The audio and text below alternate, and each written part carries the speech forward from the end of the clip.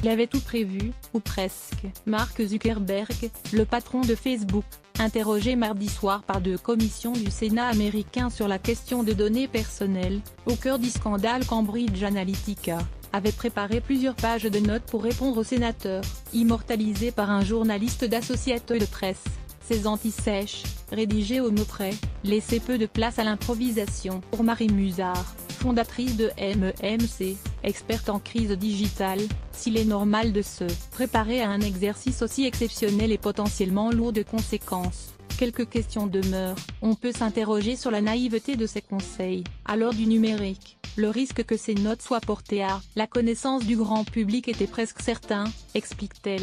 Un aide-mémoire doit être limité à quelques bullet points, des chiffres ou idées clés, voire en langage codé, le risque de fuite étant toujours présent, poursuit Marie Musard. Résultat ? Cela donne l'impression d'un jeune dirigeant qui a besoin d'être surcoaché, qui a besoin de ses anti-sèches, ce qui représente une image quelque peu infantilisante. Analyse-t-elle, décryptage d'une ligne de défense t'aurait préparé, soigner la riposte in cas d'attaque des sénateurs contre Facebook.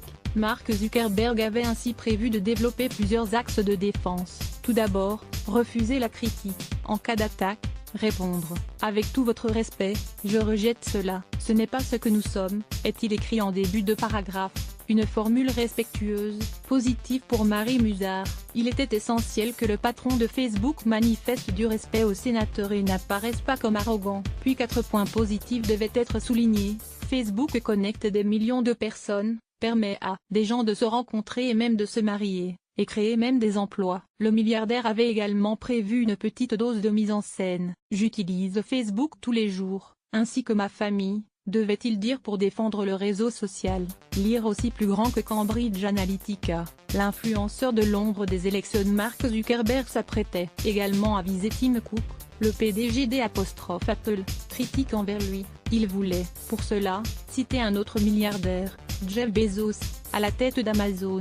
Il y a des entreprises qui travaillent dur pour vous faire payer plus cher, et des entreprises qui travaillent dur pour vous faire payer moins cher, et de préciser que Facebook a pour but de faire payer moins cher. En fait, nous sommes gratuits, voulait-il avancer. Une pique directe pour Apple. Il souhaitait également comparer les politiques de sécurité des données des deux entreprises, similaires, à ses yeux. Alors Apple revendique sa politique de protection des données, une technique de décrédibilisation, qui montre que le patron de Facebook s'est préparé sur le fond, mais pas sur la forme, regrette Marie Musard. Mark Zuckerberg souhaitait également élargir la responsabilité des différents scandales à l'ensemble de la Silicon Valley. La Silicon Valley a un problème. Facebook fait partie de ce problème, mentionne les notes. Éviter les mensonges plus étonnant. Tout en bas de la deuxième page, une mention entre parenthèses indique à Mark Zuckerberg de ne pas dire que Facebook applique les recommandations du RGPD, un règlement européen sur la protection des données personnelles qui entrera en vigueur le 25 mai. Il ne faut jamais écrire ce qu'il ne faut pas dire, cela donne l'impression que l'on peut mentir, c'est une erreur de débutant, note Marie Musard. D'autant que l'on sait que Facebook n'applique pas ce fameux RGPD, même si Mark Zuckerberg a récemment dit qu'il songeait à la mise en place d'un système de protection des données relatives